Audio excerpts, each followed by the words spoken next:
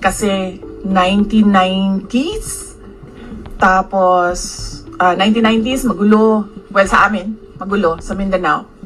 And then ngayon nagbabadya ang gulo sa Mindanao. So parang wala namang nagbago. So malala, sobrang malala dahil kung nakakausap mo yung mga tao na arawan yung kanilang sweldo, yung pera nila hindi na talaga sapat para sa pagkain, para sa kuryente, para sa bahay, para sa tubig, para sa pag-aaral ng kanilang mga anak.